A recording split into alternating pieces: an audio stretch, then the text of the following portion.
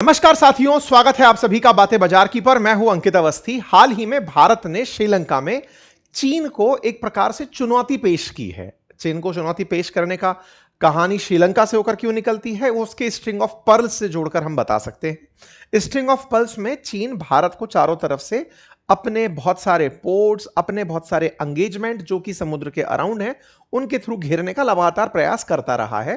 फिर चाहे ग्वादार पोर्ट हो, चाहे जिबूती हो, फिर चाहे हम्बनटोटा हो, यहां से चीन इंडियन ओशन को चारों तरफ से अपनी पकड़ में कि भाई ठीक है, भारत को मैं कहां से स्ट्रेटेजिकली ग्रिप में ले सकता हूं। और इस काम के लिए इसने दुनिया के बहुत से देशों में तरह तरह के कर्ज दिए हैं। और ऐसे में ही श्रीलंका के बिल्कुल दक्षिण में स्थित हम्बनटोटा पोर्ट को इसने 2021 में 100 साल के लिए लीज पर ले लिया, जब श्रीलंका इनका कर्ज नहीं चुका पाया। तो दुनिया में डेट ट्रैप की पॉलिसी के थ्रू चाइना ने जिन पोर्ट्स को, जिन कंट्रीज के जगहों को अपने कंट्रोल में लेना शुरू किया, उनमें से श्रीलंका भारत के लिए बहुत इंपॉर्टेंट था, क्योंकि भारत के बिल्कुल दक्षिण में स्थित वो जगह जो कि भारत के लिए सामरिक रूप से बहुत महत्वपूर्ण है, स्ट्रेटेजिक रूप से बहुत महत्वपूर्ण है। भारत का चाहे ईस्टर्न कमांडो, वेस्टर्न कमांडो, और साथ ही साथ चाहे जो ट्रेड रूट यहां से होकर गुजरता हो, उन सब के लिए भारत की पकड़ को यह चुनौती देने जैसा था। ऐसे में भारत अब लगातार श्रीलंका के साथ अपने इन रिश्तों को सुधारते हुए श्रीलंका में लगातार कोई ना कोई जगह अपनी पकड़ के रूप में बनाता चला जा रहा है। उन्हीं में से आज का अपडेट है, भारत ने कोलंबो के अंदर कोलंबो शिप बिल्डिंग का जो काम करने वाली कंपनी है, उसके 91% स्टेक को 51% स्टेक को परचेज किया है।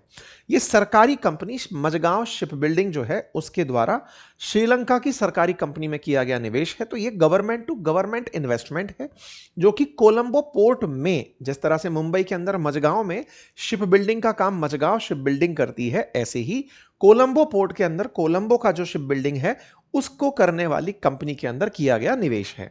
यह काम करके भारत ने कोलंबो, जो कि श्रीलंका का बहुत ही स्ट्रेटेजिकल, जैसे भारत के लिए मुंबई इंपॉर्टेंट पॉइंट है, ऐसे श्रीलंका का इंपॉर्टेंट कोलंबो पोर्ट, भारत ने वहां पर यह निवेश करके अपनी पकड़ को मजबूत किया है। तो कोलंबो डॉकयार्ड पीएलसी के अंदर भारत का निवेश किस तरह से मायने रखेगा, क्या यह निवेश का तरीका है, भारत की कंपनियां इसकी वजह से क्या लाभ लेंगी, भविष्य में क्या और फायदे होंगे, इन सब पर आज के सेशन में विस्तार से चर्चा शुरू करते हैं। इससे पहले चैनल पर नए हैं तो आप सब्सक्राइब कर लीजिए और आगे बढ़ना शुरू करिए। साथियों, मैप पर अगर हम ध्यान से देखें तो भारत के दक्षिण में भारत का आधा हिस्सा पेनिनसुलर इंडिया है, जिसको तीन तरफ से वाटर ने घेरा हुआ है। ऐसे में पेनिनसुलर इंडिया का जो टिप है, दक्षिण भाग जो है, वहां पर श्रीलंका स्थित है। और श्रीलंका के अंदर दक्षिण में हम्बनटोटा और उसके पश्चिम की तरफ कोलंबो पोर्ट स्थित है। इसी श्रीलंका के हम्बनटोटा पोर्ट पर 2021 में चाइना ने पूरी तरह से 100 साल का कवर कर लिया था, और भारत के लिए वो एक प्रकार की भूल साबित हुआ था। हालांकि पहले हम्बनटोटा भारत के लिए ऑफर हुआ था। ये समझिए कि यहां की सरकार भारत से पैसा मांग रही थी, अमेरिका से पैसा मांग रही थी, लेकिन हमें उसकी इंपॉर्टेंस तब नहीं लगी। मतलब चाइना के अधिग्रहण से काफी पहले की बात है, वर्ष 2000 के आसपास की। लेकिन चाइना वालों ने इसको कर्ज में देकर इस तरह पकड़ा कि हम्बनटोटा इन्होंने ले लिया। हमें शुरुआत में तो ये लगा कि इन्होंने एक पोर्ट लिया है, लेकिन चीनियों ने यहां पर आकर के फिर अपने खुफिया जहाज भेजने शुरू किए, जो कि स्पाई जहाज थे, जिन्हें भेज करके यहां से भारत के ऊपर नजर रखना शुरू किया। तो भारत विरोधी एक्टिविटीज जब बढ़ने लगी, तो भारत ने श्रीलंका को अपना विरोध व्यक्त किया कि भाई, अगर चाइना का आप इस तरह से इस्तेमाल करने, चाइना को इस्तेमाल अगर करने देंगे, तो भारत और श्रीलंका अच्छे मित्र नहीं रह पाएंगे। भारत कोई भी अगर सैटेलाइट परीक्षण करे, मिसाइल परीक्षण करे, सबकी जानकारी चाइना वाले यहां पर जहाज खड़ा करके निकालते रहे। भारत ने इन चीजों का विरोध किया, और श्रीलंका के साथ भारत के संबंधों को हमने उस दिशा में घोला कि भाई नहीं, अब आने वाले समय में हमें चाइनीज लोगों को तो श्रीलंका में रोकना ही पड़ेगा, और चीन को जब जरूरत पड़ेगी तो हम खड़े होंगे। और इसी काम को करने के लिए जो मजगांव डॉक है, जो कि शिप बिल्डिंग लिमिटेड है, उसने पहली बार कोई बड़ा इंटरनेशनल इन्वेस्टमेंट किया है कोलंबो डॉकयार्ड पीएलसी में, जिसका उन्होंने 51% हिस्सा खरीद लिया। यह असल में डील पिछले साल की है, अब यह पूरी तरह से हो चुकी है।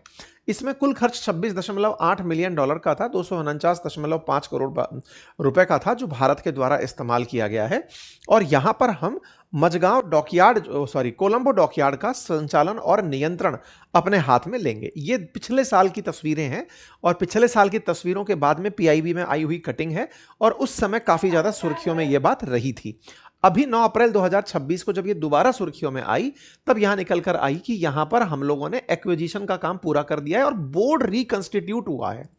बोर्ड रिकंस्टिट्यूट हुआ है, मतलब अब हमारा काम जब वहां शुरू हो चुका है तो वहां पर भारत की तरफ से अपने लोग नियुक्त किए गए हैं, क्योंकि 51% हिस्सेदारी हम उसके अंदर ले चुके हैं। तो हम लोग ये काम जो कर रहे हैं वो मझगांव, हमारी जो कंपनी है मझगांव डॉक, उसके थ्रू कर रहे हैं, Mazagaon dock ship building limited के थ्रू, जो भारत की नवरत्न कंपनी है। नवरत्न कंपनी भारत सरकार की, जिसमें 80% से अधिक हिस्सेदारी है, उसका निवेश है ये। तो ऐसे में भारत मैरीटाइम अमृतकाल विजन 2047 को ध्यान में रखते हुए इस काम को करने गया है। और कहा जाए तो कोलंबो पोर्ट के लिए भी यह अपने आप में 52 साल का एक बहुत बड़ा कॉन्ट्रैक्ट है। इससे बड़ा कॉन्ट्रैक्ट इन्होंने लंबे समय से नहीं किया हुआ है। तो यह अपने आप में एक बहुत बड़ी चीज है कि अब कोलंबो का जो शिप बिल्डिंग काम है वो भारत के कंट्रोल में होगा, यानी कि भारत की एक कंपनी उसको पूरी तरह से लीड करेगी। कौन सी करेगी? Mazagaon ship building. कौन है मझगांव डॉक शिप बिल्डिंग? तो ये भारत सरकार की रक्षा मंत्रालय के अधीन की एक पीएसयू है, यानी कि डिफेंस में काम करने वाला पब्लिक सेक्टर अंडरटेकिंग है, जिसका काम भारत के लिए पनडुब्बियां, डेस्ट्रॉयर्स, जहाज बनाना ये सब है। तो एक बार मतलब भारत की कई सारी पनडुब्बियां इसने बनाकर भारत को दी हैं, मतलब पानी के अंदर चलने वाली जो जहाज हैं वो, और पानी के ऊपर तैरने वाले जो जहाज हैं वो, बड़ी मात्रा में इसने भारत को बना करके अब तक उपलब्ध कराए हैं। और फिलहाल 11 पनडुब्बी और 10 युद्धपोत बनाने की एक साथ क्षमता ये रखता है। वहीं कोलंबो डॉकयार्ड की अगर हम बात करें तो कोलंबो डॉकयार्ड कोलंबो पोर्ट के अंदर स्थित वो जगह है। देखिए, दो बातें अलग हैं। कोलंबो के अंदर बहुत ज्यादा ये समझिए कि भारत का भी जो ट्रांसशिपमेंट ट्रांजैक्शंस होता है वो कोलंबो पोर्ट के थ्रू होता है। मतलब कोलंबो में जहाजों की आवाजाही, और वहां से हम अपने जहाजों से माल इंडिया लेकर आ पाते हैं। लेकिन जहां जहाज बन रहे हैं, मतलब जहां जहाज माल खाली करते हैं, उसके बगल में रिपेयरिंग सेंटर भी एक तरह से समझिए। तो डॉक जो है ना, जहां पर एक प्रकार से रिपेयरिंग हो रही है जहाजों की, ये देखिए इस तरह से जहाज आपको रिपेयर होते हुए यहां पर दिख सकते हैं। जहाज का पुनर्निर्माण, कुछ जहाजों को तोड़ना, उनसे मतलब उनके जो निकले हुए मेटल्स हैं उनको निकालना, ये सब काम इस तरह के डॉकयार्ड्स के अंदर होते हैं। तो आप यहां पर जहाजों को सर्विस इस तरह से समझिए जैसे बस का एक सर्विस स्टेशन होता है, तो ये कोलंबो पोर्ट का सर्विस स्टेशन है जिसको कोलंबो शिपयार्ड करता है। अब वो भारत की कंपनी करेगी। इस तरह की तस्वीरों से आप इस बात को समझ सकते हैं कि भारत का क्या कंट्रोल यहां होना है। तो क्या हम लोग ट्रांजिशन पर, मतलब जो यहां से जहाज आ जा रहे हैं उन पर नियंत्रण करेंगे? देखिए, जहाज आना जाना काम हमने पहले ही हमारे यहां पर, जो हमारी एक कंपनी अडानी की तरफ से यहां पर 2021 में इन्वेस्टमेंट किया जा चुका है। लेकिन अब हमने सर्विस सेंटर समझिए कि एक प्रकार का वहां पर इन्वेस्टमेंट कर दिया है। ठीक है, ये काफी पुराना कमर्शियल यार्ड है जिसमें 4 ग्रेविंग डॉक यार्ड हैं। 1,25,000 डेड वेट टन तक के जहाजों को संभालने की इसमें क्षमता है, यानी कि यहां पर जहाज तुड़ाई का कार्यक्रम भी हो सकता है। ठीक है, इसके अधिग्रहण की प्रक्रिया को हमने लंबे समय से पूरा किया। और इसकी इंटरेस्टिंग बात है कि भारत ने श्रीलंका के कहने पर यह किया। हम आगे से नहीं गए कि हमें यह जगह चाहिए, उनने हमें डिमांड करी। असल में इस जगह के लिए पहले से एक जापानी कंपनी काम कर रही थी जिसका नाम था ओनोमिची डॉकयार्ड। वो 1993 से काम कर रही थी, लेकिन वो घाटे में चली गई।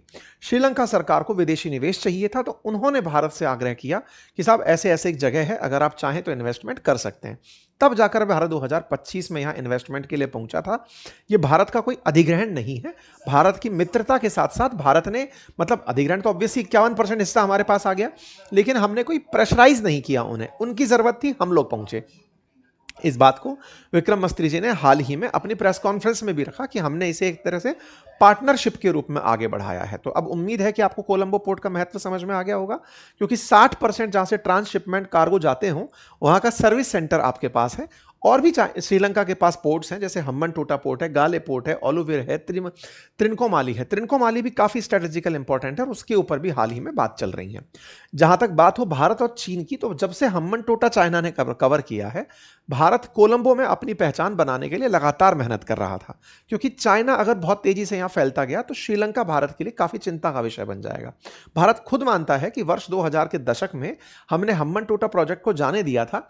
अगर हम वहां पर सही समय पर एक्टिव हुए होते श्रीलंका को लोन देने में, तो हो सकता है ये जगह हमारे पास होती, चाइना के पास नहीं होती। पर ठीक है, अब ये जगह चाइना के पास हम्बनटोटा पोर्ट तो है, जो उसने मात्र $1.12 बिलियन के अंदर ही 100 साल की लीज पर ले लिया है। अब 100 साल के लिए वो जगह है। भारत की पकड़ बहुत मजबूत थी, लेकिन वो हल्की लीज हुई। उसके बाद में हमने फिर ध्यान देना शुरू किया, और यही काम है कि 2021 में हमने जो कोलंबो पोर्ट का वेस्टर्न टर्मिनल है उसका विकास भी अपने हाथ में लिया। कोलंबो पोर्ट पर भी चाइना का इन्वेस्टमेंट हो रखा है, जहां पर जहाज आकर रुकते हैं, ट्रांसशिपमेंट होते हैं, वहां पर भी चीनी निवेश है। लेकिन फिर हमारी कंपनी अडानी की तरफ से यहां पर यह काम किया गया और हमने यहां पर मतलब अगर आप देखें तो यहां पे काफी सारे पोर्ट कंटेनर पोर्ट्स बने हुए हैं, उनमें से एक पोर्ट पर वेस्ट वाले क्षेत्र पर भारत की कंपनी का कंट्रोल फिलहाल बना हुआ है। तो उम्मीद है कि आप लोगों को यह बात समझ में आई होगी। अब बात करते हैं मझगांव डॉक का ये जो काम है ये भारत के लिए महत्वपूर्ण कैसे है। तो चूंकि सामरिक रूप से तो ये महत्वपूर्ण है ही, स्ट्रेटेजिकल रूप से हमारी कंपनियों के स्टॉक में ये बहुत पॉजिटिव पॉइंट निकालता है। एज एन इन्वेस्टर जब भी आप देखते हैं कि आप कोई ऐसी जगह रीच कर रहे हैं जो भविष्य में आपको और ग्रो कराएगी, तो वो इन्वेस्टर को पॉजिटिव सेंटीमेंट देती है और वो पॉजिटिव सेंटीमेंट इन दिनों डिफेंस के स्टॉक्स में चल ही रहा है। मझगांव डॉक आज भी उठा हुआ था और जब से ये वॉर चल रहा है आप उसके स्टॉक्स को उठा हुआ देख ही रहे हैं। रोज आपको यहां पे परसेंटेज बढ़ा हुआ दिखाई दे रहा है। एक महीने के अंदर 12.64% इसका स्टॉक बढ़ा है। तो स्टॉक ऑलरेडी अच्छा परफॉर्म कर रहा है और इस सूचना ने उसके अंदर एक पॉजिटिविटी ऐड की है। ठीक है, भारत की एक कंपनी जो कि नवरत्न कंपनी है, ये भारत के बाहर पहली बार काम करने गई है और ऐसे में और अपॉर्चुनिटीज मिलेंगी, काम बढ़ेगा तो इसके काम के साथ साथ सकारात्मकता और जुड़ती चली जाएंगी। ठीक है, तो ये था इस कंपनी का पूरा ओवरव्यू। लेकिन इन सबसे ऊपर सेल और बाय करना आपका अपना निर्णय है। मैंने आपको एक न्यूज़ बताई, न्यूज़ के वजह से होने वाले प्रभाव बताए। आप अपनी रिसर्च स्वयं करें और निवेश करें। चैनल पर नए हैं तो सब्सक्राइब कर लें। बहुत बहुत धन्यवाद।